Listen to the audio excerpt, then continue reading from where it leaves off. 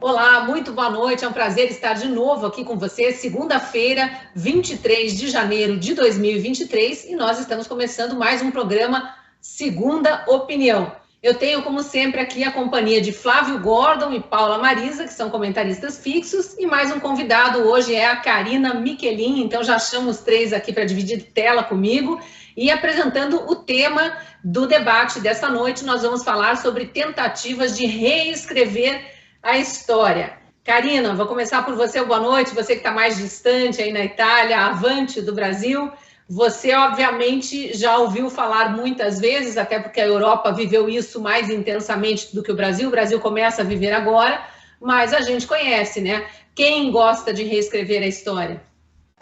Boa noite, Cris, boa noite, Paula, boa noite, Flávio. Estou feliz de estar aqui com você, de te ver novamente depois desse período de férias. Todo mundo ficou morrendo de saudade de você aqui. Você faz falta. Queria deixar esse parênteses aqui, tá bom? Obrigada. Bom, Cris, é verdade, esse período obscuro que nós estamos vivendo no Brasil hoje remete muito até que a gente gosta de falar, de trazer sempre aqui o George Orwell, né, em 1984, que ele escreve, eu faço questão de ler essa passagem aqui para vocês. Cada disco foi destruído ou falsificado, cada livro foi reescrito, cada imagem foi repintada, cada estátua e cada edifício foi renomeado, cada data foi editada. E o processo continua dia a dia e minuto a minuto. A história parou, nada existe a não ser o presente sem fim, em que o partido está sempre certo. Né? Que partido é esse? O que nos remete, né, a esse partido? Isso é o stalinismo, né, Cris? Isso é o stalinismo claro, que até o próprio Lula teve um lapsus aí quando ele foi falar na televisão que os nazistas, os terroristas nazistas, extremistas e stalinistas, ele falou, opa, stalinistas não. Mas realmente ele tem razão, porque o modus operandi é stalinismo, e stalinismo a gente sabe muito bem que vem do partido dele, porque é isso que remete esse regime, porque o stalinismo é um regime que está sendo aplicado hoje no Brasil, e ele quer o quê? Ele tem o unipartidarismo, né, que é o partido único. Então, nós estamos vendo que ou é com o PT, ou são as ramificações do PT. Qualquer partido que seja oposição ao PT está completamente eliminado e fora do jogo. Então, as instituições estão completamente aparelhadas, todas as cadeiras estão sendo ocupadas, né, certamente para todos os poderes estarem alinhados. E a gente está vendo isso acontecer no Exército, a gente está vendo acontecer em todas as camadas e esferas do poder público. Isso é stalinismo puro, né? E daí, o que também tem? Tem a centralização política. Né? O que acontece? O governo tem toda essa centralização, eles têm o poder nas mãos. E para coroar aí esse regime, eles têm o controle total dos meios de comunicação. Porque os meios da comunicação têm que legitimar, né, os fatos, né? E agora o Lula está querendo reescrever a história, que isso faz parte também do stalinismo, do comunismo, que eles jogam fora aí o que não serve a eles e ao regime, e reescreve uma nova história, um novo capítulo, né? Eles apagam o que não serve a eles, e é isso que está acontecendo hoje no Brasil, diante dos nossos olhos. A coisa mais triste é que a massa acéfala, né, desprovida de qualquer intelecto que segue esse partido, esse regime, eles não têm a capacidade de discernimento para entender, e são usados como massa de manobra. E é esse o caos que nós estamos vivendo hoje, né? Fomos ao precipício graças a esse regime, a esse sistema tão macabro aí que se vende de bonzinho, mas na verdade é e continua sendo o vilão da história da humanidade. Mas estamos aqui, né, Paula? Apesar desse estado de exceção que estamos vivendo, não dá mais para dizer, infelizmente, que o Brasil é um estado democrático de direito, não é nem mais um estado de direito, e muito menos democrático, mas estamos aqui tentando trazer ainda um pouco das nossas opiniões, sempre pisando em ovos, obviamente, que a gente sabe as proibições que estão surgindo, as punições, os processos sem acusação, tudo muito distópico, né? Foi bem lembrado aí o George Orwell, que escrevia supostamente ficção, mas para alertar sobre uma realidade que estava rondando ali na época, e agora a gente vê isso sendo concretizado aqui no Brasil. Já vamos entrar em mais detalhes de Brasil tentando reescrever a história, mas essas lembranças da Karina vêm bem a calhar, né, Paula? Com certeza. Boa noite, Cris. Boa noite, Flávio. Boa noite, Karina. Muito obrigada por mais uma vez me darem o microfone aqui na Gazeta do Povo, um veículo que realmente não se dobra. O pessoal não se dobra. Então, assim, não estou sendo paga para isso, mas, pessoal, assina a Gazeta do Povo, porque aqui realmente não tem censura. A gente só mede pouco as palavras, porque em Alexandria a coisa é meio complicada.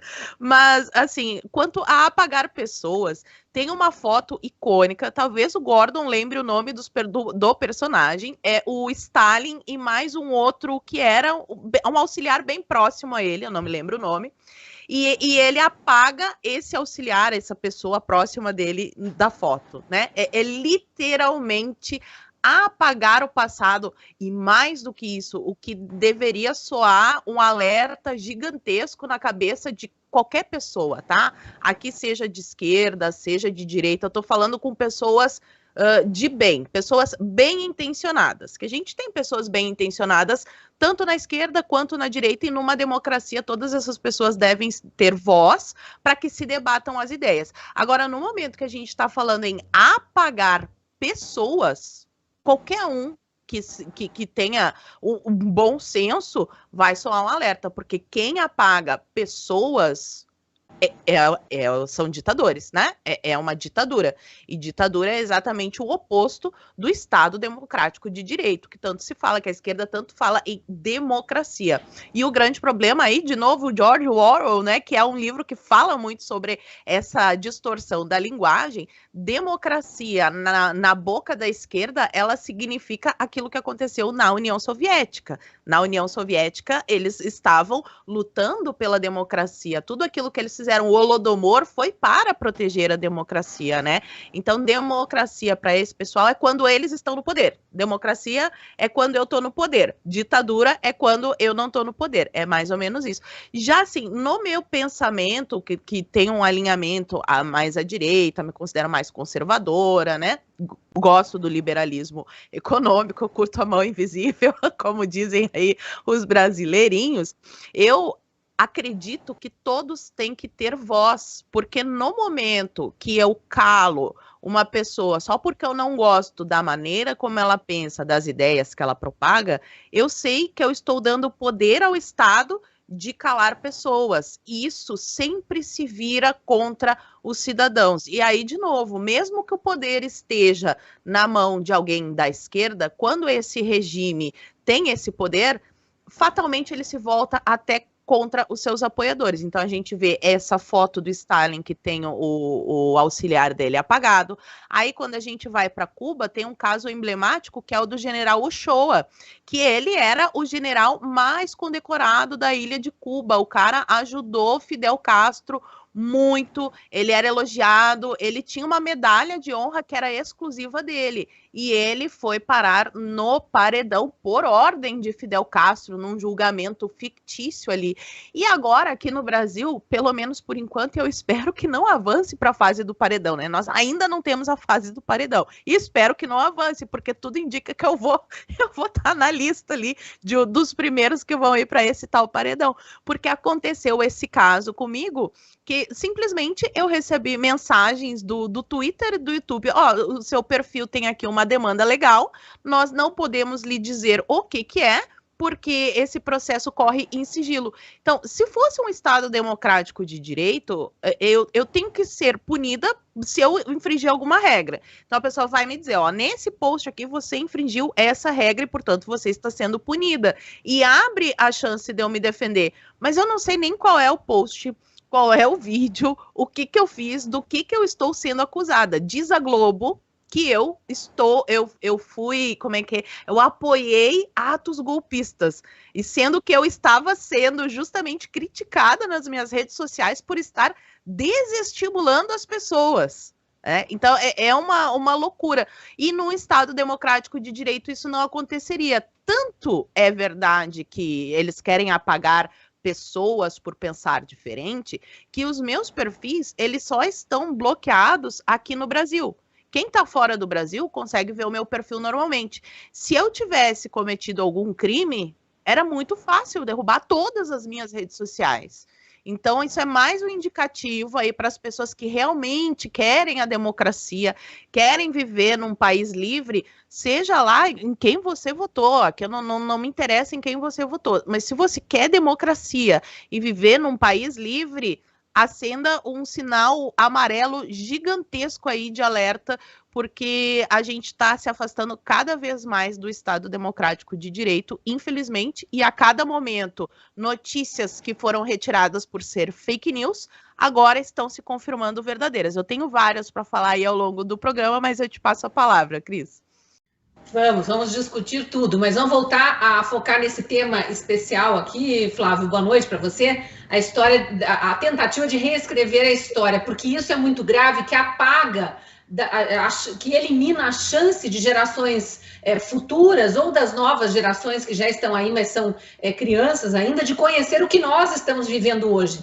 Né? Quando não se escreve a história, os fatos como eles são, quando se apaga fatos verdadeiros, né, Paula, dizendo que são falsos, e trazem uma narrativa falsa para dizer que aquilo realmente aconteceu daquela forma, é muito perigoso, como que os jovens daqui 20, 30 anos vão interpretar o Brasil de 2023, né? Se quiser relembrar também o fato histórico do Stalin aí, que a Paula trouxe, fique à vontade. Boa noite, Cris. Boa noite, Paula. Boa noite, Karina. Sempre um prazer estar com vocês aqui. Boa noite a toda a nossa audiência da Gazeta. A Paula mencionou aí o caso do famoso caso do Stalin apagando a fotografia, né? Eu não lembrava o nome do alto comissário do partido, mas eu fui consultar aqui agora. O nome dele era Nikolai Yezhov. E era antes de apagar ele da foto, evidentemente, o Stalin já tinha mandado apagá-lo fisicamente. A polícia secreta o executou em 1940. E é o que o Stalin fazia, além de eliminar fisicamente as suas vítimas, em seguida ele queria eliminar mesmo a memória das vítimas, né? Ou seja, é um duplo atentado a direitos humanos assim, básicos. Primeiro o direito à vida básico e depois o direito à memória, à lembrança, né? Então o Stalin era mestre em fazer isso e era mestre também naquilo que a gente tem observado um pouco agora, o procedimento dos atuais mandatários do novo regime socialista no Brasil, que é o fato de que a revolução tem um braço longuíssimo e não esquece, não perdoa nada jamais, né? A gente lembra o caso famoso do Trotsky, da perseguição que o Stalin movia ao Trotsky. O Trotsky, um revolucionário, né? Digamos, um ex-partidário da mesma causa, mas que passou, depois com dissidências com o Trotsky, passou a ser acusado de fascista, também é o estigma que os comunistas adoram usar contra adversários, inclusive entre si, quando um vira adversário do outro, né? Temos que lembrar também que a União Soviética e a China, ali durante o conflito sino-soviético, uma potência comunista xingava a outra de ser fascista, né? Então, esse uso, a gente falou um pouco do programa passado, esse uso flexível da linguagem, né? Mas aí o que a gente tem visto um pouco é esse braço longo da Revolução, né? Que o Trotsky que o Stalin, digamos, foi exilando, perseguindo, tirando todos os direitos do Trotsky, expulsando ele, não deixando ele, usando a influência internacional que ele tinha em vários países para, digamos, não aceitar o Trotsky como exilado político.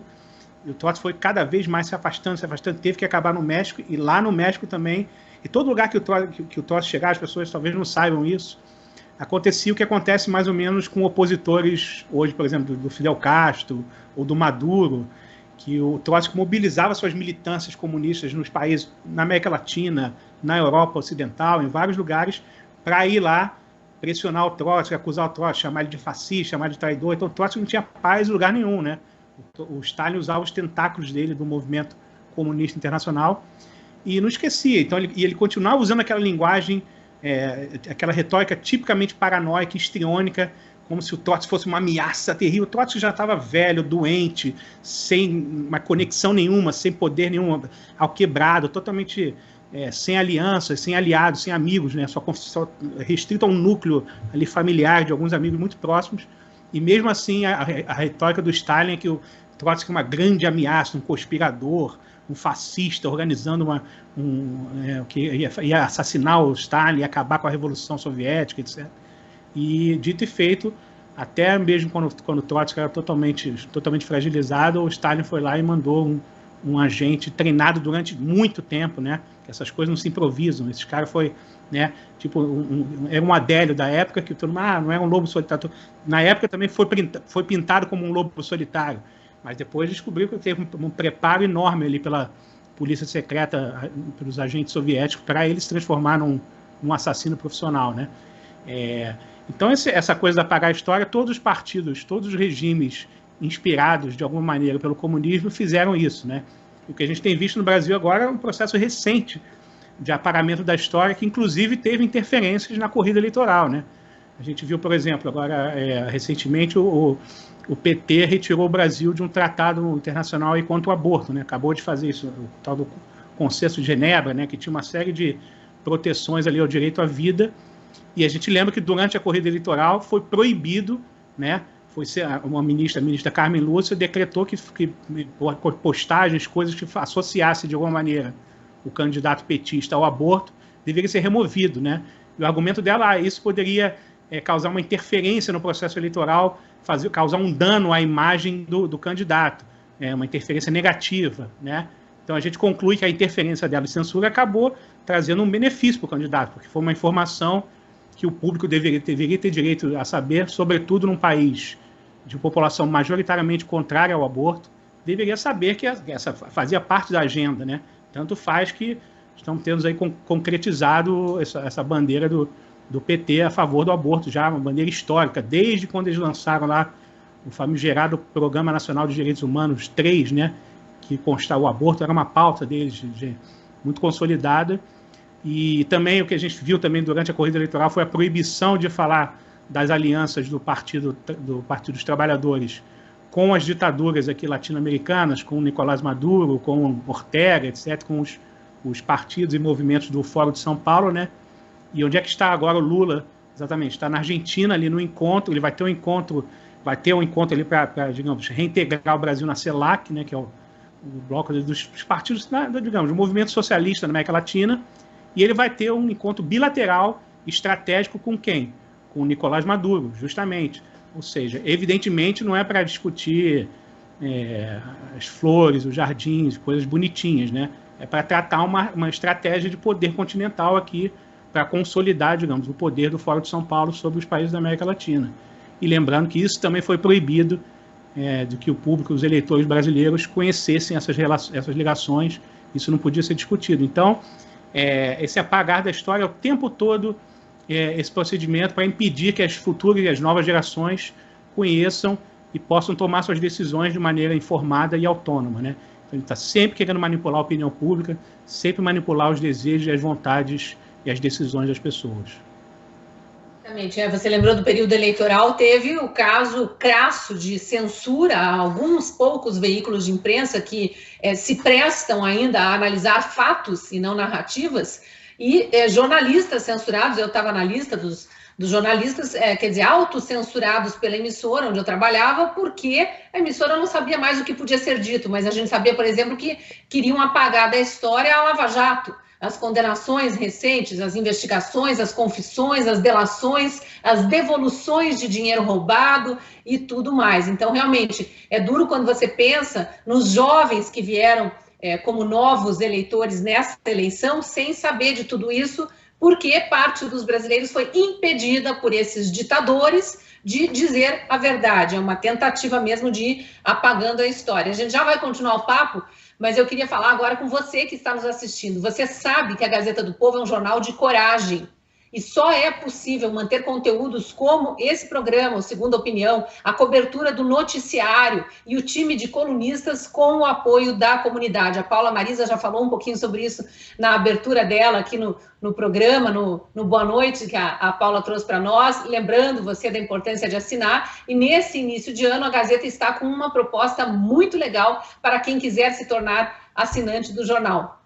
Veja a lista dos presentes para quem assinar agora em janeiro. Novo curso exclusivo sobre conservadorismo com o escritor Francisco Scorsin, que é colunista também aqui da Gazeta do Povo. O e-book Indica e Explica, do Rodrigo Constantino, exclusivo da Biblioteca Virtual da Gazeta do Povo. E uma coletânea de artigos sobre o legado de Olavo de Carvalho. Além, é claro, do acesso ilimitado ao melhor site de notícias do Brasil. Clique agora, então, no link que está na descrição do vídeo, enquanto assiste ao Segunda Opinião, e aproveite essa promoção para apoiar esse jornalismo corajoso e único no Brasil. Paula, vamos seguir aqui. O Flávio trouxe essa lembrança recente aí do período eleitoral, mas a gente já tem, nessas primeiras 3 semanas aqui de governo Lula, dois atos que, para mim, são escancarados dessa tentativa do atual grupo político de apagar fatos da história. Uma foi a inscrição em sites oficiais do governo, acabou causando muita polêmica, a história do impeachment da ex-presidente Dilma como se tivesse sido um golpe. Uma tentativa, nesse caso, aí, de reescrever mesmo, não é necessariamente apagar, até porque todo mundo sabe que ela foi afastada do governo depois de provocar a maior recessão da história e dar aquelas famosas pedaladas ali, usar dinheiro público a rodo, a torto e a direito, como bem queria, a tal da criatividade, como é que era? Criatividade contábil. Criatividade contábil, que eles diziam na época. Enfim, isso foi considerado um desrespeito à responsabilidade fiscal, que é lei. Ela foi, sim, retirada do mandato com aprovação pelo Congresso, tudo dentro da Constituição, da lei, não foi golpe, coisa nenhuma. Inclusive, tem gente no governo atual que era deputado ou senador na época e votou pelo impeachment de Dilma. Esse é um, né, dos atos. O outro é bem recente, desse fim de semana, quando houve uma troca aí muito estranha de comando do Exército, já 2, 3 semanas depois do início do governo, já tendo a primeira troca, e o novo comandante já dizendo que o Exército não mais fará qualquer nota a respeito da data de 31 de março, que é uma data do Exército, uma data das Forças Armadas. Inclusive, havia uma lembrança internamente nos quartéis, hasteamento de bandeira, cantava um hino, enfim. É uma data da história brasileira que não pode ser apagada. Vamos ver mais, provavelmente, daqui para frente, e precisamos ficar atentos a isso, né? Infelizmente. E aí agora o Gordon levantou um dado que é bem interessante para a gente trazer aqui no nosso debate, que é o seguinte: os jovens. Lembra, um pouco antes da campanha, tem um prazo ali para as pessoas tirarem o título ou regularizarem o seu título de eleitor, e foi feita uma forte campanha com artistas da cultura pop tupiniquim aí, apelando aos jovens, né, que infelizmente andam escutando essas músicas que parecem mais a simulação de um ato ali, a coreografia, mas enfim. Aí estava lá todos esses artistas que agora casualmente serão beneficiados com a Lei Rouanet. Mas o ponto que eu quero falar nem é esse. O ponto que eu quero falar é o seguinte: os jovens que tiraram o título nessa época, estima-se um número de 2 milhões. E segundo o resultado que foi publicado da eleição, a diferença de votos entre os candidatos foi mais ou menos essa. O que já nos leva a pensar um pouquinho, né? A gente precisa ali resgatar os jovens, justamente esses jovens que não viveram aquela época dos escândalos em que o próprio Jornal Nacional mostrava dinheiro em cueca, mala de dinheiro, gravação com bolos e bolos, teve o apartamento do Gedel, né, com malas e malas de dinheiro. Aí agora, durante a eleição, eles quiseram apagar esse passado, proibir as pessoas de falar sobre esses assuntos, e é mais paradoxal ainda que sejam as pessoas que mandam os outros estudar história. Mas aí, se eu não posso falar sobre a história, se eu não posso utilizar matérias que foram publicadas, algumas, inclusive, já foram apagadas. Quem acompanha o meu canal notou que algumas vezes eu falei, eu fui procurar tal matéria e ela foi apagada. Mas como na época da internet, essas matérias que saem na Folha, no Estadão, né, ou até mesmo na Gazeta do Povo, em qualquer jornal, tem vários sites e blogs que replicam, então é muito difícil de apagar totalmente. Mas a esquerda, não vou nomear aqui partidos, né? Eu vou falar a esquerda no geral, ela tem essa necessidade de apagar a história, tanto para que as pessoas não lembrem das barbaridades que foram cometidas, escândalo do Petrolão, que era a compra do Congresso, tanto para que a pessoa também não se lembre de como o passado, antes dos revolucionários, por mais defeitos que tivesse, era melhor do que a atual situação. Então, em vários lugares, aí eu vou de novo citar aqui os exemplos mais manjados, né, que a União Soviética tinha o regime dos czares antes, e os czares, inclusive, eles tinham esses campos de reeducação. Isso não foi uma invenção da Alemanha, não foi uma invenção do Stalin, isso já acontecia, esses campos de trabalho forçado. Então, a gente não tem como negar também que na Cuba do Fulgêncio Batista também não era uma democracia. As pessoas estavam insatisfeitos com regimes autoritários. O problema é que quando vem a esquerda revolucionária dizendo que vai libertar o povo de uma opressão que realmente existiu, eles conseguem fazer algo ainda pior, algo doentio. E isso tem livros, tem o Ponerologia, Psicopatas no Poder, do Andrei Lobachevsky, se eu não me engano, não sei se é assim que pronuncia também. Tem A Mente Esquerdista, que mostra que temos um percentual na população de pessoas que caem nessas narrativas da esquerda. Mas aqui o ponto que a gente está analisando, que é o apagar o passado, eles precisam apagar esse passado que fartamente documentado aí de os arquivos da União Soviética, as histórias que acontecem em Cuba. Então eles chamam de fake news, e aí vai entrar fake news obrigatoriamente na pauta aqui, porque eles chamam de fake news aquelas notícias que de fato aconteceram e que incomodam o regime. Porque para a esquerda, aqui de novo, num geral, não existe verdade. Eles vivem propagando isso. Não existe verdade, só que eles falam, não existe verdade absoluta. Mas não existe verdade para eles. O que existe é o que favorece o regime e o que não favorece o regime, governo ou ditador da ocasião. Então, no momento em que a gente estava ali numa população que era contra esse negócio de tirar o bebê da barriga da mãe, eu não falo a palavra aqui no YouTube porque ela costuma ser, né, complicado, mas todo mundo sabe do que eu estou falando, não favorecia o regime que saísse a notícia de que essa sempre foi uma pauta deles. E eles falavam que isso... Saiu uma pesquisa do Ibope Inteligência que contrariou tudo aquilo que a esquerda normalmente fala, porque as mulheres ricas podem fazer o que quiserem, e você, defendendo a interrupção da gravidez, vamos falar assim, você não favorece as mulheres pobres, periféricas. Em 2018 saiu uma pesquisa do Ibope Inteligência mostrando que a parcela da população brasileira mais contrária à interrupção da gravidez, que tinha aumentado, era mulheres e negras e pobres, né? Era a parcela onde a rejeição era maior, assim. Ou seja, então eles argumentam falar em nome dessas pessoas, mas como sempre é uma fraude, né? Só um dado. Mas que eu acho tem várias entrevistas que fazem popular mesmo, saindo perguntando nas ruas, perguntando aos populares, a extrema maioria das pessoas dizem que são contra, mas pessoas simples, nas ruas, sobretudo elas. E justamente o segmento que eles falavam que era por causa delas que deveria ser legalizado é o que mais rejeita, né? Os argumentos são ótimos, e outra que eu sempre penso quando vem com esse argumento, agora só fugindo só um pouquinho do assunto, é o seguinte: se a mulher tem dinheiro para sair do país e fazer isso, por que ela não sustenta o filho então com esse dinheiro? Né? Porque eles alegam que eles defendem isso porque não tem condição de criar criança. Enfim, nossa, a gente ficaria uma hora aqui falando. Mas isso é completamente. Você vê, os pobres são os que mais têm filhos e que mais não querem fazer aborto. Eles não fazem isso. Eles são extremamente contra. Eles preferem ter 5, 6, 7 filhos e fazem comer os 5, 6, 7 igual do que abortar. Essa é a realidade. Então é tudo uma falácia, o que ele fala. Falácia completa. E aí, voltando aqui para o assunto, hoje eu acompanhei, o Flávio falou sobre a visita do presidente do Brasil à Argentina, ela já aconteceu e eu ouvi todo o pronunciamento, e eu me lembro também que agora, em janeiro, gente, não faz muito tempo, o Haddad mandou um jornalista ir se informar, e era um jornalista da mídia mainstream, né? Teoricamente, são os amigos do regime, e foi maltratado, imagina, ó, vocês já estão vendo acontecer o que a gente avisava. Mandou o jornalista ir se informar melhor, porque o jornalista perguntou sobre esse negócio da moeda comum, que não é moeda única, eles estão falando sobre moeda comum, eles fazem esses paranauês.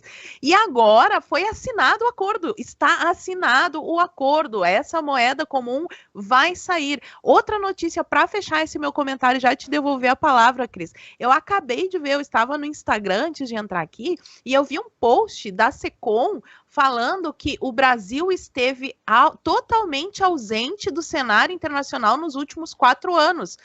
E sendo que tem matéria do Jornal Nacional com o Bolsonaro visitando a Argentina em 2019, fora que o Bolsonaro foi para os Estados Unidos, Emirados, a vários países, até para a China, né, que são países que não são ideologicamente alinhados, e ele visitou. Então, é de novo essa tentativa de apagar o passado, e o pior, dessa vez, utilizando um órgão público para reescrever a história com a narrativa do partido, o golpe, o para-internacional e todas essas mentiras. É isso, Cris. Aí eu dei um Google rapidamente, enquanto vocês conversavam aí, para relembrar como se começou o apagar da história da Lava Jato. E encontrei entrevistas aqui de Deltan Dallagnol e Sérgio Moro. Deltan ainda era coordenador da Força Tarefa da Lava Jato aqui em Curitiba, representando o Ministério Público Federal, né? Ele era procurador da República. Sérgio Moro já tinha saído para a política, mas ainda os dois alertando, estão tentando reescrever. Essa foi a busca que eu fiz, por isso que apareceram essas entrevistas. Estão tentando reescrever a história da Lava Jato. Quando eles começaram a dizer que o problema do desemprego no Brasil era culpa da Lava Jato, que a Lava Jato destruiu empresas e muita gente foi demitida. Mentira! É mentira, é tentativa do PT de reescrever a história. E a gente está vendo agora, com eles no governo, isso escalonando.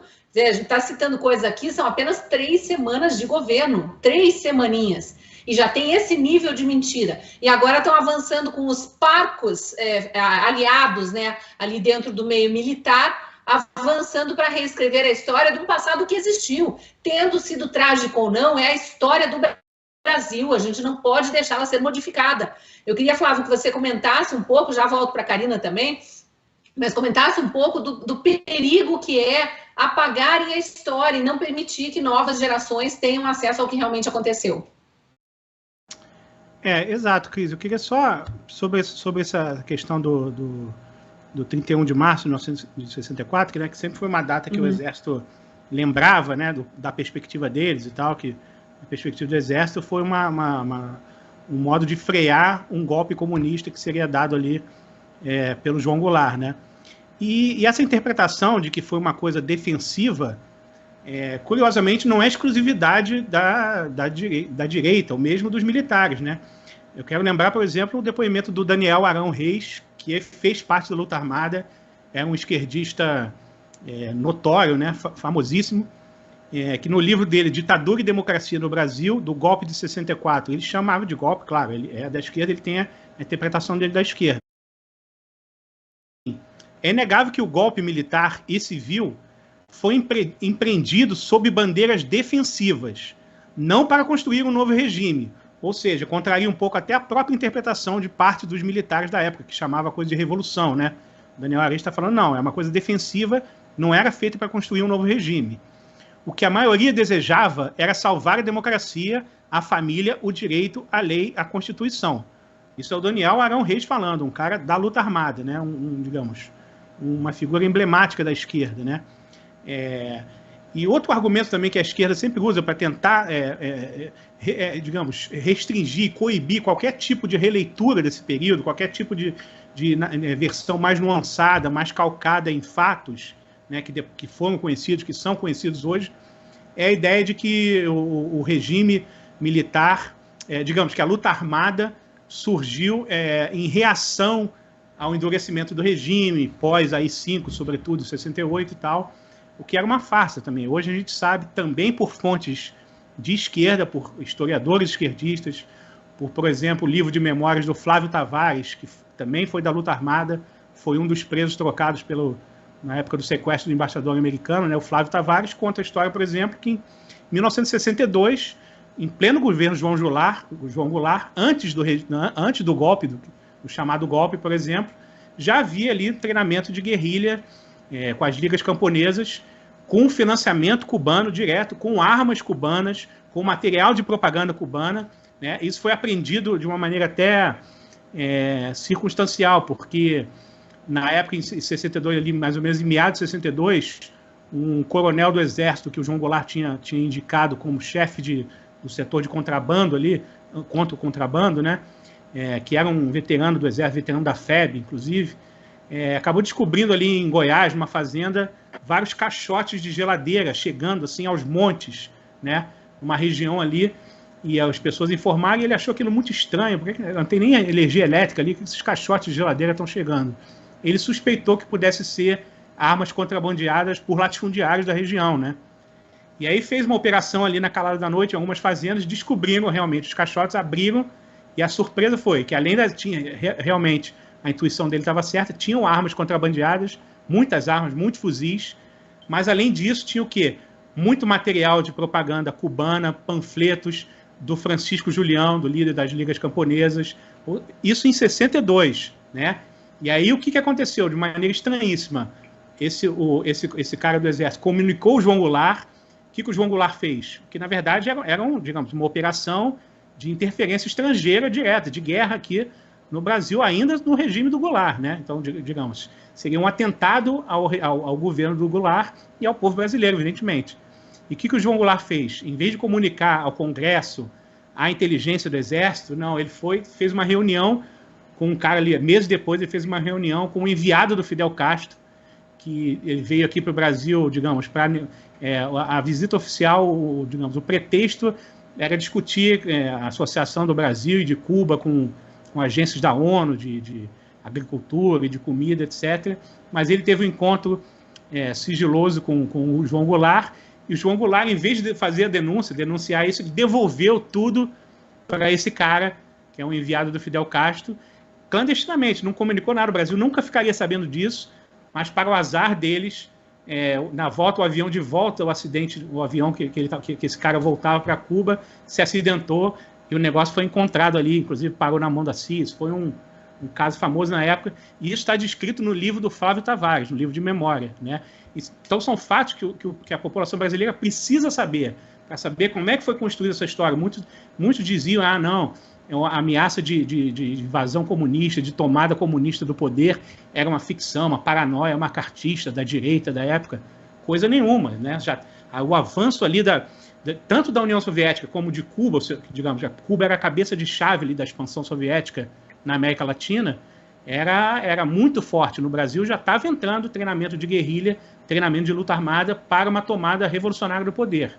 E, digamos, essa atitude do João Goulart o torna, de alguma maneira, cúmplice disso, né? Então são fatos que as pessoas precisam conhecer, e não foi inventado por nenhum bolsonarista ou olavista paranoico, anticomunista, né? Foi fatos descritos pelos próprios personagens, os próprios protagonistas desse período. Ô Flávio, e curiosamente o avião se acidentou, né? Pois é. Intervenção divina. Curiosamente, não, sem querer, não sei como aconteceu que o avião se acidenta voltando para lá. Que coisa estranha. Uma queima de arquivo. O azar deles foi que o material não foi destruído. Certamente eles pretendiam queimar o arquivo e destruir tudo, mas o material, uma parte sobrou intacta ali. E aí essa história pode ser contada. Aliás, Karina, vê muito aqui na Rússia, notícias da Rússia, todos sendo eliminados. O Putin acidentes, né? Todo mundo cai da janela, né? Cai da sacada. Cai dos prédios, cai da escada. Num lugar o pessoal cai dos prédios, no outro os aviões caem, assim, um atrás do outro. Nunca são esclarecidos os acidentes aéreos de pequenos aviões. Né? Na Argentina, o promotor se suicida, né? Logo depois de fazer uma denúncia contra Isso tudo entra no pacote reescrevendo a história, né, Karina? São tentativas de apagar provas, apagar fatos, aliás, calar jornalistas, calar influenciadores, calar pessoas, é mais uma etapa do vamos reescrever a história. Exato. Sim.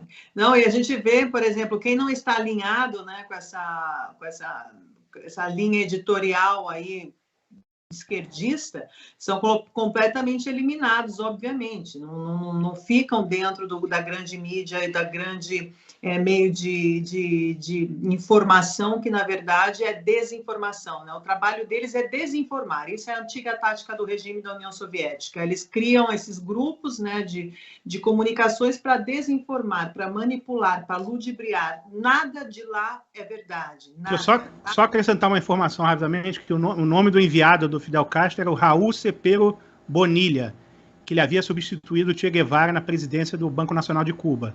E foi ele que se encontrou ali sigilosamente com João Goulart, em 62. Aliás, Che Guevara é um personagem... Che Guevara é um personagem que teve uma boa reescrita da história aí, né? Os jovenzinhos com a estampa de Che Guevara na camiseta, aquele bonezinho, os botões e tal, não tem nem ideia do assassino que eles estão divulgando ele ali. Parou até homofóbico, machista. No biquíni da Gisele Bündchen, né? Num desfile aí, uma época, um tempo atrás, ele parou até no biquíni da Gisele Bündchen. Você queria complementar, Karina? Desculpe te interromper. Não, imagina. Não, eu estava ouvindo aqui. Não, mas a questão mesmo do Che Guevara, que esses jovens, né, que nós estamos falando, que a grande mídia, aí, a gente chama de grande, mas de grande não tem nada, mas elas são pagas para isso, né, para desinformar e principalmente para criar aí uma nova cultura, uma nova geração de lobotomizados, né, de adolescentes que não questionam, que são completamente desprovidos de qualquer intelecto, aonde eles colocam lá um Big Brother para eles ficarem assistindo dia e noite, né, ficar tendo esse banho de cultura, né, que é maravilhoso, e aproveitando esse tipo de programação, eles inserem ali a nova agenda, que é assim que funciona. Então, eles implementam essas agendas que são destrutivas à família, né, que são destrutivas à sociedade, à civilização, porque o interesse, o objetivo é esse, né, minar a cultura ocidental, minar a civilização do Ocidente, né, que a gente sabe muito bem como é que é. E diante de todo esse massacre aí, destruição, felizmente, temos os conservadores e patriotas, que são aqueles que realmente amam a liberdade de expressão, amam a valorização da família, né, a proteção da família, os valores do ser humano, né, a preservação aí da natureza, que eles falam tanto na preservação do meio ambiente, isso e aquilo, uma hipocrisia danada, porque são os primeiros a fazer business, dinheiro, com toda essa parafernália aí criada, sobretudo ali no Fórum Econômico de Davos, onde a gente viu um teatro maravilhoso, né, acontecendo. E um parênteses importante aqui para dizer ao nosso público que é desperto, e eles sim são muito capazes de pensar e raciocinar por si só, tudo isso que aconteceu no Fórum de Davos é claro porque assim, ó, eles falam assim, vamos abrir para a mídia para ver o que está acontecendo, né? Vamos deixar esse fórum público. Porque quando você deixa esse fórum público, entre aspas, né, dando acesso à população, você desbanca qualquer tese de teoria da conspiração. Porque eles falam, não, eu estou mostrando tudo para vocês, então não existe teoria da conspiração, vocês são teóricos da conspiração, e isso você faz com que as pessoas se afirmem nessa condição, né? Que, na verdade, nada mais passa de uma tática também, porque o grande negociação e a grande técnica, né, nesses métodos, né, que eles fazem, está behind the scenes, atrás dos bastidores. Então, enquanto eles estão falando, encenando todo o teatro para a população, falando, olha, e dando linha, né, dando linha ali para as pessoas falarem sobre teoria da conspiração, realmente eles estão articulando, entendeu? O grande plano lá atrás que vai acontecer, que a gente sabe que vai acontecer, mas todas as teorias da conspiração se revelaram verdades, né? Então, todo esse teatro, toda essa coisa já está sendo desbancada, já está sendo desmascarada pela grande mídia, através da grande mídia, e muita gente, através das redes sociais, já sabem até onde podemos ir ou não e confiar ou não. Aliás, confiar zero nessa elite, nesse sistema, nesse regime que tem aí implantado na sociedade, nas nossas raízes, aí, enraizado. Mas a coisa importante que eu estava falando, né, que como os conservadores, os patriotas, eles criam, eles escrevem, eles constroem uma história, né, eles protegem essa história, eles valorizam a meritocracia, protegem a verdadeira democracia. Enfim, isso faz com que a esquerda tenha um profundo complexo de inferioridade, porque eles jamais serão capazes de fazer nem um quarto do que os patriotas conservadores fizeram na história da humanidade. E é preciso ficar documentado, né, Paula? Você, como professora, talvez possa trazer algum alento aqui para os nossos espectadores. Eu acredito que deva ter gente aqui pensando, meu Deus, como que eu vou fazer meus filhos ou os meus netos saberem o que eu vivi, se eu, pessoalmente, não tenho tudo isso documentado e vocês aí do programa estão dizendo que estão apagando ou reescrevendo a história. E eu acho que a gente precisa fazer esse exercício de reflexão, porque talvez, né, a gente não sabe, daqui a um tempo não estejamos mais aqui. A gente sabe como as coisas feitas no Brasil e a toque de caixa, muito rapidamente, esse estado de exceção avança e avança de uma forma muito cruel, muito desleal, sem chance de defesa, né? Nem os advogados estão conseguindo acesso aos supostos processos que sequer existem, né? Para tentar defender pessoas. Tem gente presa, tem gente desmonetizada, tem gente censurada, tem gente calada. E não, nós estamos falando aqui da nossa categoria do jornalismo, influenciadores digitais, enfim, como queiram chamar, mas tem historiadores sofrendo isso, tem professores universitários, os raros, né, conservadores, sendo perseguidos, calados, colocados lá no calabouço da universidade, no porãozinho mesmo, para ficar escondidos até se aposentar e, quem sabe, nunca mais aparecerem para os alunos. E a gente vê isso em vários setores acontecendo. O que será que a gente pode dizer aqui para a nossa audiência para trazer algum alento? O que fazer para que a história não seja esquecida, mesmo que estejam tentando deturpar tudo para que as novas gerações não tenham acesso a ela? É meio desesperador o quadro, mas também calma, tudo tem jeito. Vou dar só um exemplo aqui que todo mundo vai entender facilmente. A gente estava falando aqui sobre o passado, lá, né, nos anos 60, no Brasil, a gente tinha a esquerda que pregava a guerrilha armada, né, a tomada do poder através das armas, e a gente tinha essa outra esquerda da guerra cultural. E qual é a esquerda que a gente está vendo no poder hoje? Né? É justamente a da Revolução Cultural. Então, mais um motivo para rechaçar aquilo que aconteceu lá em Brasília no dia 8 de janeiro. Aquilo ali é um ato de vandalismo que não serve para nada a não ser para aumentar a repressão. E para o pessoal aí conservador, da direita, que está meio assustado com isso, o conselho que eu dou, inclusive eu tenho que fazer uma listinha, tem vários livros que estão saindo, sim, tem graphic novel, agora é o nome que chama, mas é história em quadrinhos. Eu estava lendo aqui, eu só não vou pegar porque está meio distante, uma que conta sobre o episódio da Praça da Paz Celestial na China, em história em quadrinhos, que é muito interessante para os jovens, né? É mais atrativo. Tem um outro livro infantil aqui que eu recebi, então eu até vou fazer um vídeo sobre isso depois, porque muitos pais mesmo me pedem. Agora, o conselho principal que eu dou para os pais, para que não se deixe essa história ser apagada, é que os pais fiquem mais próximos dos filhos. Eu sei que é complicado hoje com esse negócio de dupla jornada, tripla jornada, mas vocês não podem terceirizar a responsabilidade. E toda vez que eu falo sobre doutrinação, se vê muito o aspecto do professor doutrinador, mas pouco se fala dentro da direita, na esquerda se fala muito sobre isso, mas na direita pouco se fala sobre a terceirização da responsabilidade, que a maioria dos pais, eu posso falar isso com tranquilidade, que eu tenho local de fala, a maioria dos pais terceiriza a responsabilidade da educação. A escola não vai conseguir doutrinar um filho que é educado em casa, ponto final.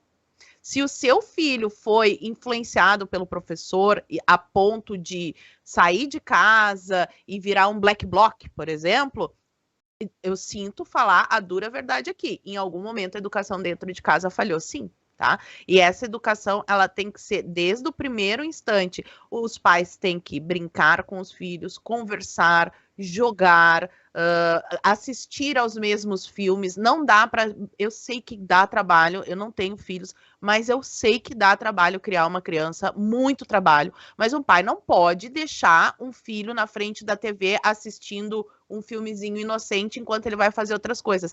Tem que participar mais. O pai tem que se tornar mais interessante do que aquilo que ele vê na escola. Porque no momento que o pai terceiriza essa responsabilidade, o filho se afasta dele e vira uma presa fácil na mão de pessoas que querem reescrever a história. E aí ele vai lutar por aceitação. Uma vez que ele não tem a aceitação dentro de casa, ele vai buscar fora. E certamente haverá algum socialista revolucionário muito afim de dar atenção para o seu filho. Então, reescrever a história, né? Esse movimento de apagar o passado que a gente vê, ele conta também, infelizmente, com a omissão dos conservadores. Então fica aqui o meu puxãozinho de orelha. Eu sei que é duro isso que eu estou dizendo, mas cabe a cada um dos pais pensarem no que está acontecendo aí dentro da casa de vocês e ver se talvez eu não tenha aí um fundo de verdade nessas coisas que eu estou falando. Por um lado, é muito triste todo esse quadro que a gente está vendo, mas por outro, a solução não é fácil. Mas é mais simples do que o pessoal pensa. O pessoal pensa numa solução de nós temos que eleger um presidente tal, um político tal. A solução está dentro de casa, na família de vocês. Se cada pai, se cada família fizer esse movimento de se aproximar dos filhos, de educar os seus filhos, não tem como se ter um caldo cultural onde os revolucionários prosperem. Eu tentei resumir, mas sei que eu fui prolixa, mas é isso, Cris. Botando o relógio aqui para a gente não estourar o tempo, até porque o Flávio tem crianças pequenas em casa, pode dar esse exemplo, né, Flávio, como pai também, que não são só os professores que precisam abrir os olhos dos pais, os pais mesmo precisam abrir seus olhos, né? E a Paula falando, eu lembro de uma situação minha quando criança, que era eu já nasci no regime militar, né? E a gente, criança, não acompanha aquilo, não vive, mas os meus pais sempre comentaram dentro de casa, não o que eles viveram, porque eles estavam distantes dessa luta armada, viam pelos poucos veículos de comunicação que tinha na época e tal, mas pelo que eles sabiam. E eles sabem que Dilma Rousseff foi assaltante de banco, que Miriam Leitão, Franklin Martins, os jornalistas que se fazem de coitadinhos aí hoje e ganham salário anistia, que está subindo aí para quase 40 mil reais, que segue o valor do salário dos ministros do STF, ajudaram a sequestrar embaixador,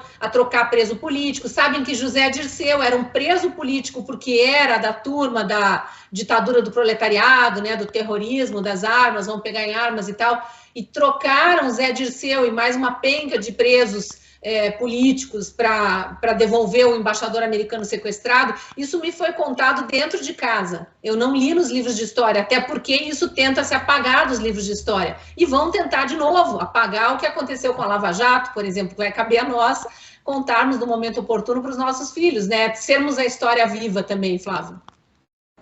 Isso mesmo, Cris. Eu acho que a Paula falou uma coisa muito importante, porque são duas coisas, né? Tem o tempo da política, que é essa coisa aqui que nos angustia, que nos mobiliza, e tem o tempo da verdade, né? O tempo da verdade não se confunde com o tempo da política. O tempo da verdade, as pessoas que acreditam, que amam a verdade, têm toda a paciência do mundo, inclusive sabem que a verdade, em última instância, não está nesse mundo, né? Está no além-mundo, é uma verdade, digamos, escatológica, né? Está para além da existência aqui, da existência nesse plano aqui, né? Então, a prova de que a verdade, por mais dificuldade, digamos, por mais opressivo seja o regime, por mais censor, por mais que exista essa tecnologia da reescritura da história, de apagar a verdade, a gente sabe que as coisas acabam em algum momento chegando. Prova disso, a gente estava falando da foto aqui do Stalin, que o Stalin apagou o cidadão ali, e hoje a gente sabe desse fato, né? Esse fato, o fato de que o Stalin apagou essa foto, hoje é conhecido, né? Então, vários fatos de ditaduras mais opressivas da história, na União Soviética, na China, hoje, de alguma maneira, a gente tem acesso, seja através de documentos particulares, diários, registros, notas, digamos, documentos abertos depois, arquivos que eram sigilosos na época, em algum momento essa coisa vem à tona, né? E vai vir também desse período que a gente está vivendo. Claro que a gente está num momento em plena, digamos, de instalação, implementação de um regime ditatorial socialista. Então a gente está nesse momento de angústia. Mas essa verdade vai acabar chegando sobre o Brasil, sobre a Venezuela, sobre o Fórum de São Paulo. E aí que eu digo, a gente não pode esperar que essa verdade vai ter efeitos políticos imediatos. Talvez na nossa vida a gente não seja, digamos, vingado nesse sentido, que é a verdade. A gente não vai poder dar o testemunho dessa verdade. Mas talvez nossos filhos, nossos netos, quem sabe, certamente os nossos bisnetos, né? Em algum momento, essas coisas estarão acessíveis, claro, para quem quiser. Sempre, a verdade é sempre uma coisa ativa, né? Não existe assimilar a verdade de maneira passiva. Nunca existiu, nunca vai existir. As pessoas têm que ter essa vontade de buscar o que aconteceu, a realidade, interessar pelo passado, né? Que é a atitude radicalmente oposta à atitude revolucionária de todos os regimes revolucionários até hoje, são caracterizados por aquilo que, eu acho que foi o historiador Robert Conkers, que ele falava em relação à China do Mao Tse-tung, que era um verdadeiro horror ao passado, né? A China, e é curioso como esse horror ao passado muitas vezes se converte num horror ali aos velhos, né? Na China isso foi muito mesmo, a guerra dos jovens contra os velhos, que são, digamos, são os representantes fisiológicos, biológicos do passado, né? Então você tinha também essa coisa, para você construir o novo homem, você tinha que eliminar o passado e fisicamente os seus representantes, que eram as gerações passadas, né? O escritor russo Turgenev tem um livro clássico, Pais e Filhos, que é meio esse marco, né? Um emblema, a luta, não é a luta de classe, é a luta entre gerações, né? A mentalidade revolucionária tem muito isso, apagar as gerações passadas justamente por esse horror ao passado. E a atitude, digamos, contra-revolucionária, anti-revolucionária, é a atitude de amar o passado, de reverenciar o passado, de saber que a posição que você está no mundo não nasceu com você, né? Gerações e gerações e gerações construíram isso aqui que a gente tem. E a gente vê que a verdade acaba aparecendo até coisas mais prosaicas. Assim. A gente está vendo agora essa coisa dos Twitter Files, né? Que o Elon Musk está revelando aí. Outro dia eu vi alguém falando na internet uma coisa muito engraçada. Eu preciso renovar meu estoque de teorias da conspiração, que já estão todas vencidas, porque o Elon Musk está dizendo que todas estão comprovando todas as minhas teorias da conspiração. Então é isso, em algum momento essas coisas acabam chegando para quem tiver interesse. Então, eu recomendo paciência para as pessoas, vamos ali com resiliência enfrentar esse período e, como eu tenho sempre dito, sem essa expectativa do poder político imediato, que eu acho que não vai rolar agora, a gente tem que mudar um pouco o foco, né? O foco é no restabelecimento da verdade, no respeito ao passado, nas tradições, etc. Isso que a gente é o trabalho que nos cabe aqui.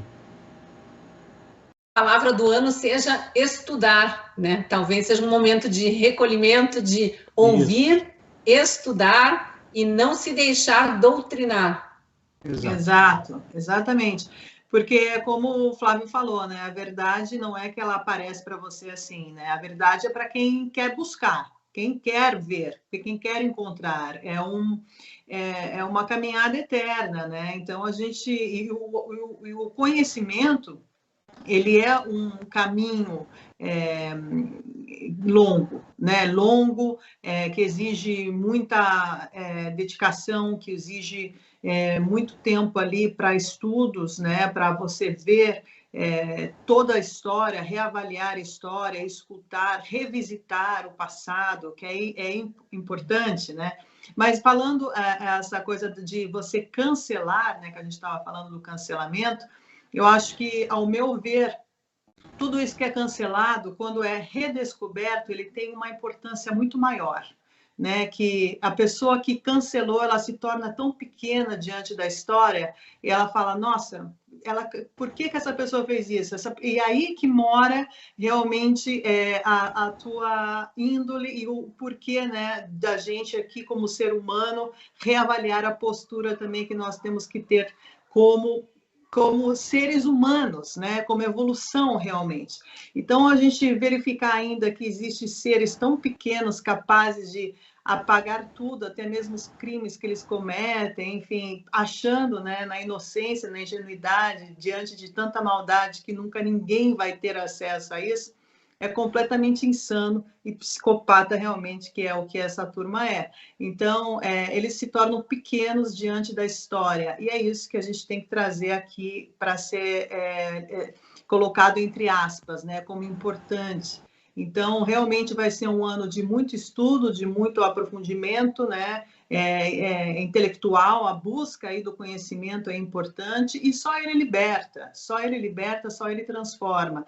E é o que a gente fala sempre, quando uma mente expande, ela jamais vai voltar a ser pequena, ou seja, você só vai ganhar com isso, né? Então é importante as críticas, por isso que é importante a liberdade de expressão, por isso que é importante a dialética, por isso que é importante essa troca de informações e conhecimento, porque só assim realmente a gente vai poder levar a sociedade para um nível muito maior, muito mais elevado, né, de narrativas, enfim, de transformar tudo que a gente tem aí em coisas importantes e não ficar nessa banalidade que a gente está se sujeitando ainda, né, a ficar nesse joguinho mesquinho tão banal que a gente continua dando trela a ele.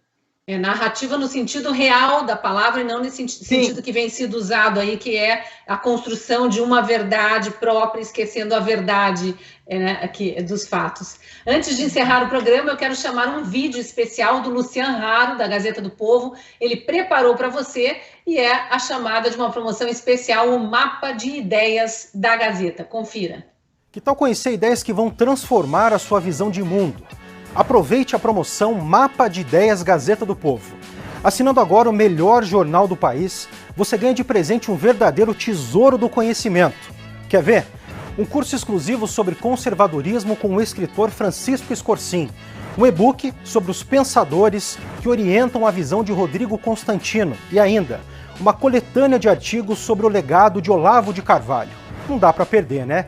Clique no link e assine a Gazeta por apenas R$ 4,50 ao mês, nos primeiros 3 meses.